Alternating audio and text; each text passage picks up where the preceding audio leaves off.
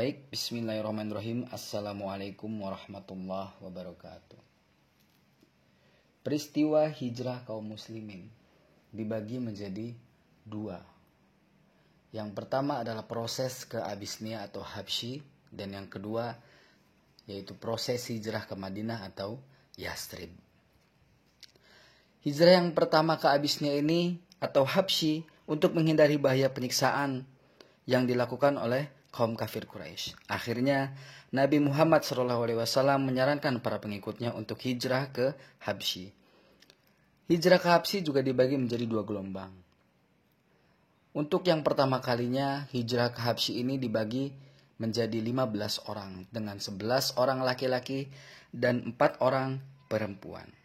Sesampainya di sana, mereka mendapat perlindungan yang baik dari Raja Najasyi atau Raja Abisnia atau Habsyi.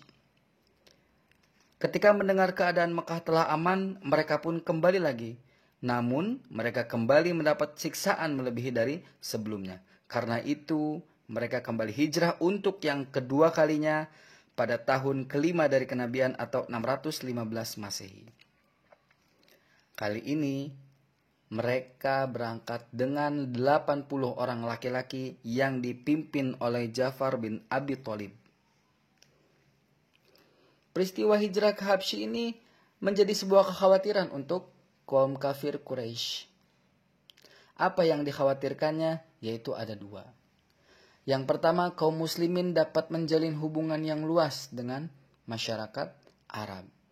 Dan yang kedua, kaum muslimin akan menjadi kuat dan kembali ke Mekah untuk menuntut balas.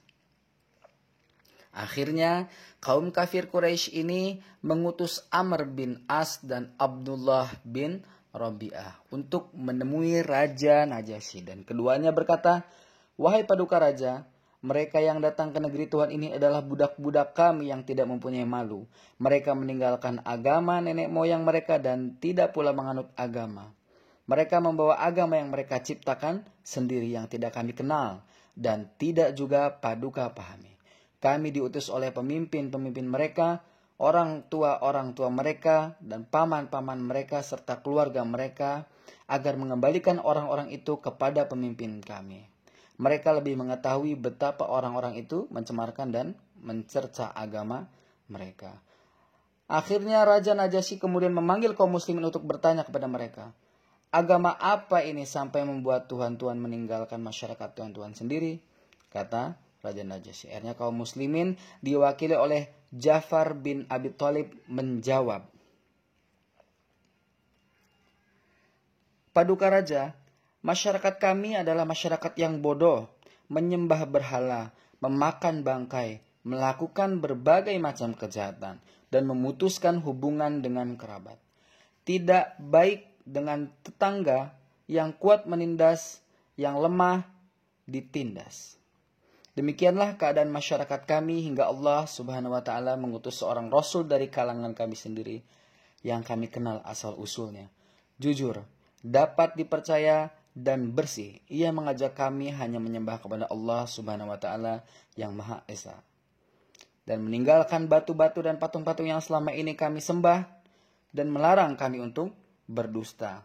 Lalu mengajarkan kami untuk berlaku jujur dan menjalin hubungan kekerabatan dengan bersikap baik kepada sesama tetangga dan menghentikan pertumpahan darah.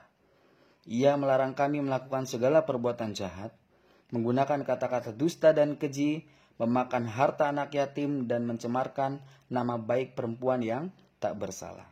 Ia meminta kepada menyembah Allah Subhanahu wa taala dan tidak mempersekutukannya.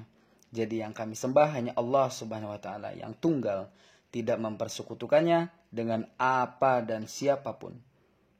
Segala yang haram kami jauhi dan yang dihalalkan kami lakukan. Karena itulah kami terpaksa meninggalkan agama kami karena mereka memaksa kami untuk menganiaya dan menekan kami," kata kaum muslimin. "Kami pun keluar menuju negeri paduka ini.